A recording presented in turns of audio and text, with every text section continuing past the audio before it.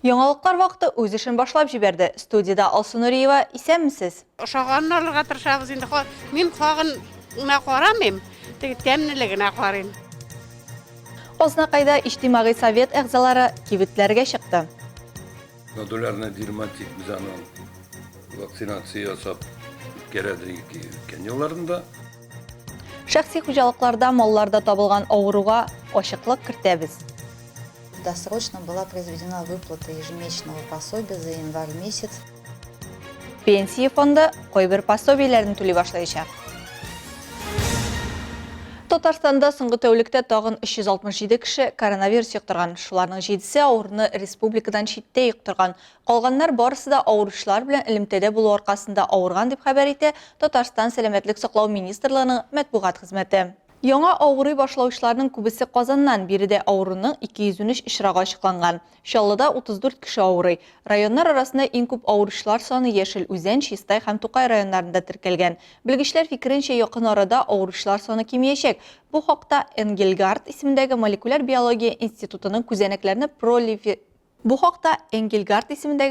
биология институтының күзәнәкләрне пролиферацияләү лабораториясы мөдире Петр Чумаков Спутник радиосында биргән интервьюсында фаразлаган.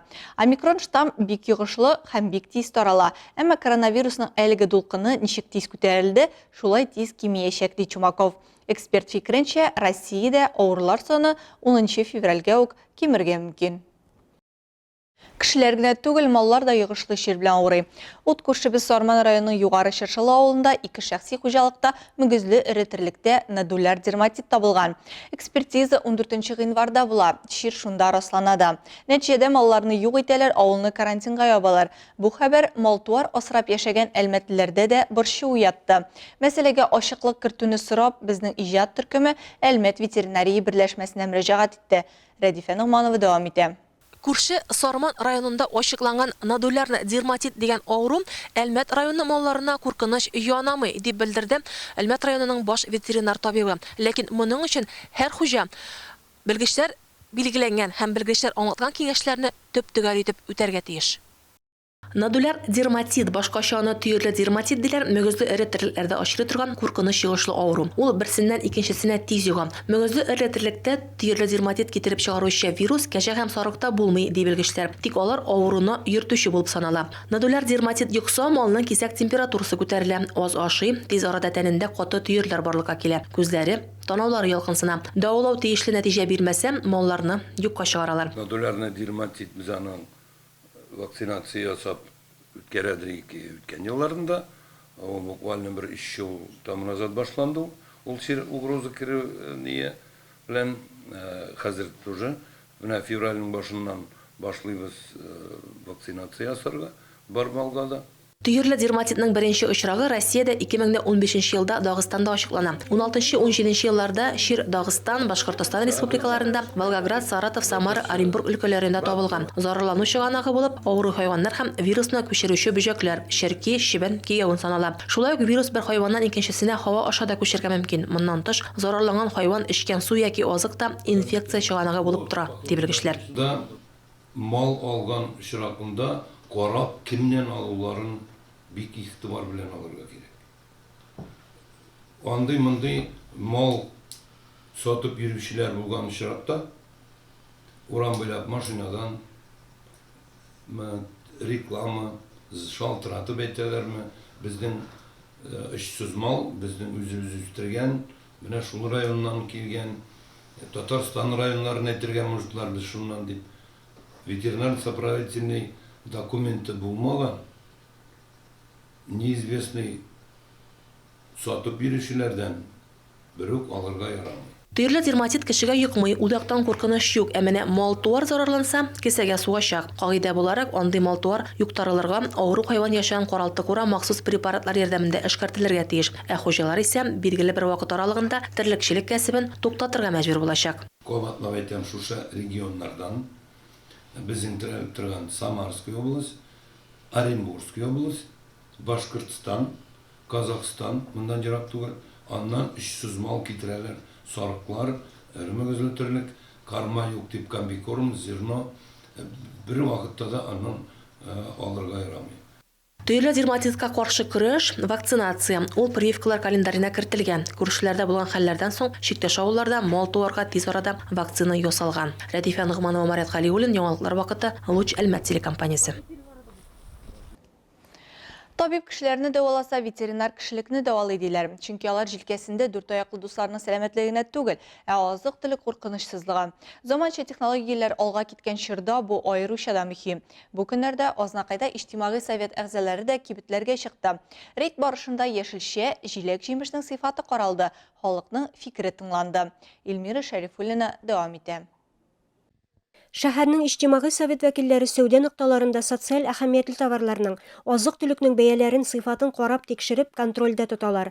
Чираттагы рейд вакытында алар җиләк-җимеш һәм яшелчә бүлекләрен карадылар. Шул ук вакытта сатып алучылар белән дә аралаштылар. Я частенько здесь отовариваюсь. Бу кибет мин яшәгән районда урнашкан, шуңа күрә бирегә еш йөрим. Барысы да ошый, товарның сыйфатыннан канәгать. Сатучылар да бик мөлаем. Ошоған алырға тырышабыз енді. Мен қоғын қарамайм, тәмнілігіне қарайм.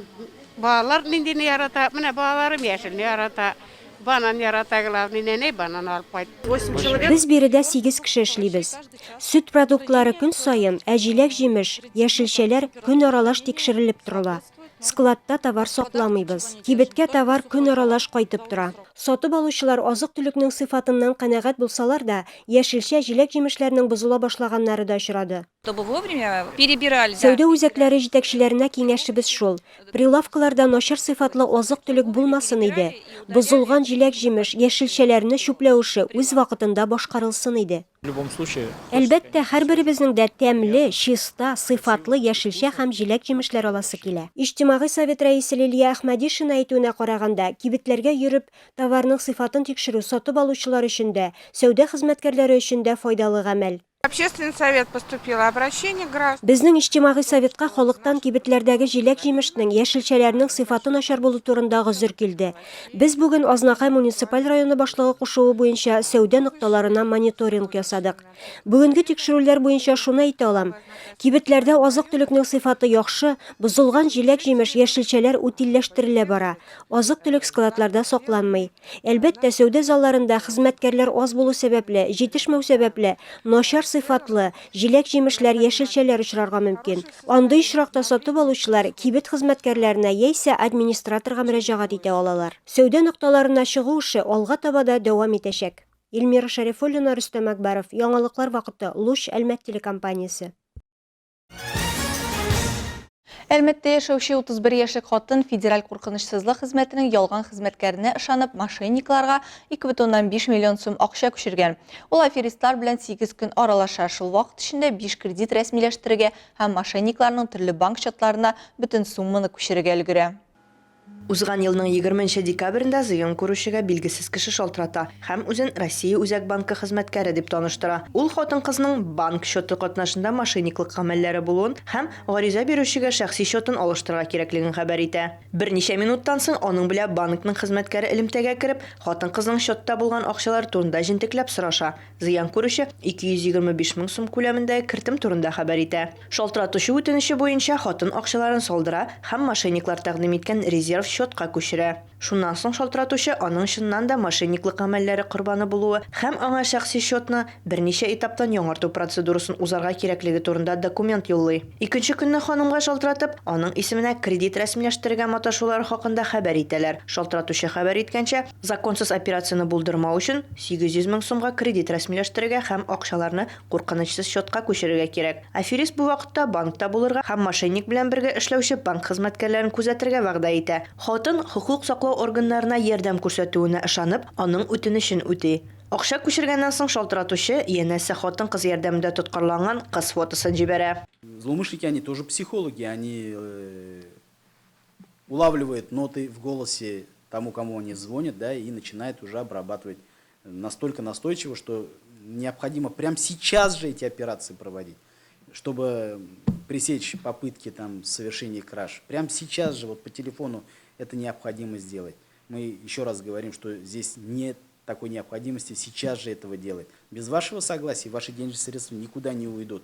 22 декабрьдә хатын-кыз тагын 1 миллион 300 мең сум күләмендә кредит рәсмиләштереп, кыргалдарларга күчерә. Моңардан тыш, аферистлар аңа яңа бирем өсти. Ул банк хезмәткәрләре артыннан күзәтергә, аларның ничек эшләүләрен карарга һәм аларның исемнәрен истә калдырырга тиеш булган. Шул ук көнне хатын тагын 2 кредит картасыннан акча алган. Билгеле схема буенча акча мошенникларның счетларына күчерелгән. 23 декабрьдә аңа шәхси счетның мошенник системасыннан алынуын хәбәр итәләр. Тик алар тагын бер үтенечне үтәүләрен сорыйлар. Хатын-кыз фотога төшеп, аларга җибәрергә тиеш була. Зыян күрүче бу үтенечне дә үти.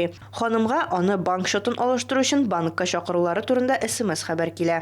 Банк хезмәткәрләренең шалтырантуны көтеп тормыйча, ханым үзенең танышына катнашкан яшерен операция турында сөйли. Тик ир-ат полициягә мөрәҗәгать итәргә киңәш итә. Җинаять эше кузгату мәсьәләсе хәл ителә. Әлмәт эчке эшләр бүлеге статистикасы буенча, агымдагы елның 25 көнендә Әлмәт полицейскийлары 23 шуңа охшаган җинаять теркәгән. Бу узган елның гыйнварына караганда 2 тапкыр ким булса да, җинаять күләме күпкә артыграк. Россия Эчке эшләр министрлыгының Әлмәт районы буенча бүлеге матбугат хезмәте материаллары буенча Алия Байрамалова яңалыклар вакыты Луч Әлмәт телекомпаниясе. 2022 елның 1 гыйнварыннан Татарстанлыларга әлегә кадәр социаль яклау органнары һәм Россия хезмәт министрлыгы билгеләгән кайбер төр түләүләрне хәзер Россия пенсия фонды түли башлаячак. Бу нинди төр компенсацияләр, пособиеләр турында икәнлеген Алсу Әмирова белеште. Быелдан Россия пенсия фонды аша алыначак түләүләр федераль түләүләр. Социаль яклау органнары аша хәзер бары тик республика тарафыннан каралган ярдәмне генә алып була. Речь идет о тех выплатах, которыми раньше... Сөз элек социаль яклау органнары аша алынган түләүләр турында бара. Айрым алганда, бу эшләмәүче аналарга балага яшәренә кадәр айлык пособие, эшләмәүче 2 атанага да бала туганда 1 тапкыр бирелә торган пособиегә кагыла. Обоим неработающим родителям.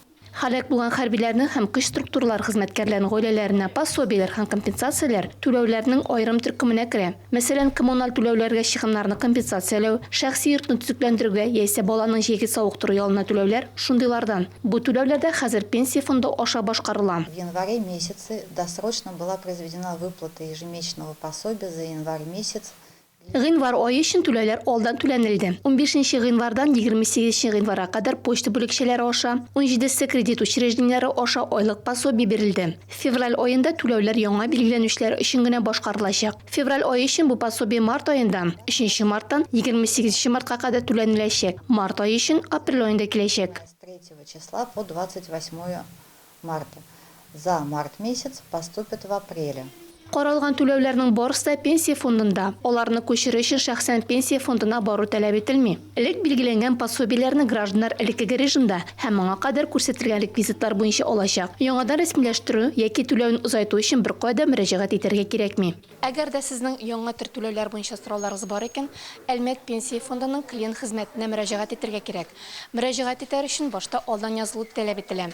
Язылуны пенсия фонды сайты яки дәүләт хезмәтләре порталы аша башкарып була. Шулай ук пенсия фонды сайтында түләүләрнең тулы исемлеге белән танышырга мөмкин. Сорауларга җавапларны пенсия фондының бердәм контакт үзәк телефоны аша да алырга мөмкин. Алсу Әмирова, Марат Хәлиуллин, яңалыклар вакыты Луч Әлмәт телекомпаниясе. Ә хәзер кыска вакытлы рекламага бүленәчәкбез. Аның артыннан ук безнең эфирда. Люди между собой меньше, наверное, даже соперничают, да?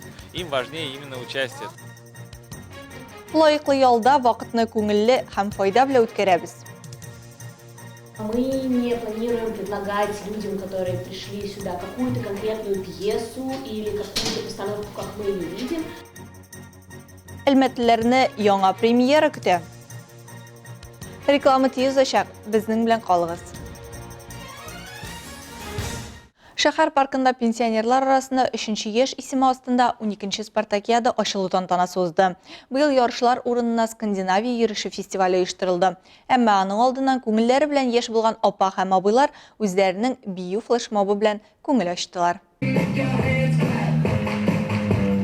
Менә шулай күтәренке кәеф һәм бию белән өлкәннәр спартакиаданы ачып җибәрделәр. Алар мондый чаралар 10 яшькә яшьрәк күренергә, сәламәт һәм һәрвакыт яхшы кәефтә калырга ярдәм итә ди. Спартакиада 14 спорт төреннән тора. Барлык чараларында исәпкә алсак, спартакиада 2000-нән артык кешене кылышлый.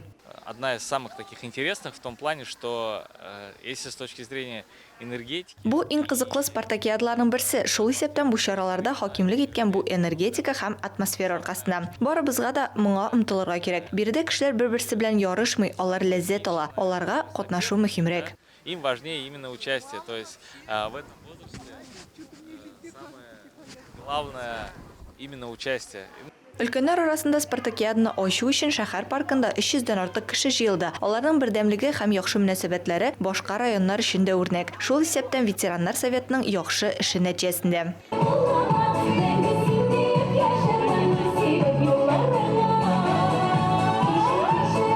Мөхәммәддиновның дәртле биюе үткәненең чагылышы. 20 еллык стажы булган Татар филармониясе артисты, профессиональ балет биючесе. Аннан соң ул сәхнәне тәэмин итү бүлегендә эшкә күчә. Соңрак лаеклы ялга чыкканчы нефть өлкәсендә эшли. Уже года 3, по-моему, уже хобби импульс занимаюсь. С удовольствием. Такая дружная семья, замечательная атмосфера. Василий Лаптев Скандинавия йөреше белән инде 10 елдан артык шөгыльләнә. Һәр көнне урамга чыгарга тырыша. Мы же пенсионеры, нам надо больше находиться на свежем воздухе. И движение развивает. Больше себя поддерживаем, здоровье, как говорится. Спартакиада үзе февральнең 2нче яртысында башланачак. Беренче ярыш катнаш эстафета булачак. Мин булган шәһәр әлеге исем астында узган җомгада үз эшен башлап җибәргән театр лабораториясе бу җомгага үзенең әзер эшен тамашачыларга тәкъдим итәргә әзерләнә. Анда безнең күршеләр, хезмәттәшләр, дуслар, танышлар һәм таныш булмаганнар, бер сүз белән әйткәндә, әлмәтлеләр катнаша. Профессиональ булмаган актерлар белән профессиональ спектакльдән ни көтәргә? Бу сорауга җавап алдагы минутларда. Алдан хәбәр иткәнебезчә, мин булган шәһәр театр лабораториясын Россия театр сәнгате институты магистратурасында укучы бер төркем яшьләр оештырды. Аларга Татнефть компаниясе хәйрия фонды һәм Әлмәт Татар дәүләт драма театры ярдәм һәм теләктәшлек күрсәтте. Биредәге иҗат процессын бер сүз белән шәһәр халкы театры дип атарга мөмкин. Бу профессиональ булмаган актерлар белән профессиональ спектакль кую. Шулай итеп, элек тамашачыларына булган яки театрга йөреп тә карамаган кешеләр үзләре сәхнә әсәре тудыра. Бу әлбәттә беренче тапкыр башкарыла һәм әлеге тәҗрибә якташыбыз Эльвира Галиеваның диплом эшенә ятачак. Ул проектның продюсеры. Гитиска талантлы кыз Татнефть компаниясе ярдәме белән эләгә. Первый запрос это мой внутренний, это изучить. Үзем шәһәрне, аның кешеләрен, чын йөзен беләсем килә. Бу миңа укуымны бетереп кайткач та кайсы юнәлештә һәм ничек итеп эшләвемне төгәл билгеләргә ярдәм итәчәк. Направление в дальнейшем двигаться. Беренче лабораториядә 18 яшьтән өлкәнрәк әлмәтлеләр катнаша. Алар һөнәрләре, яшьләре, дөньяга карашлары белән аерыла. Тик барысында серле театр берләштерә. Фикердәшләр командасы Әлмәт шәһәренең бүгенгесен тудыру өстендә эшли һәм нәтиҗәнең нинди буласын үзләре дә, оештыручылар да белми. Мы не планируем предлагать людям, которые пришли сюда, какую-то конкретную пьесу или какую-то постановку, как мы ее видим. Без лабораторияда катнашучыларга нәрсә куярга икәнен әйтергә җыенмыйбыз. Каланы алар күзлегеннән күрү һәм күрсәтү юлын бергәләп үтәчәкбез. Моның өчен барлык театр тәҗрибәбезне, иҗади алымнарны кулланырга җыенабыз. Исследование различных художественных методов для того, чтобы горожане увидели свой город и смогли сделать о нем спектакль именно так, как они его видят. Иҗади продукт әзер диярлек, тамашачылар аны иртәгә күрә алачак. Спектакль Әлмәт Татар дәүләт театрында 19 сәгатьтә башланачак. Рәдифә Нугманова, Рафаэль Сафин, Марат Халиуллин, яңалыклар вакытта Луч Әлмәт телекомпаниясе. Бу сезгә җиткерәсе соңгы мәгълүматыбыз иде. Мин Алсу Нуриева һәм монтаж операторы Олия Бәйрамалова сезнең белән саубуллашабыз. Киләсе очрашуларга кадәр.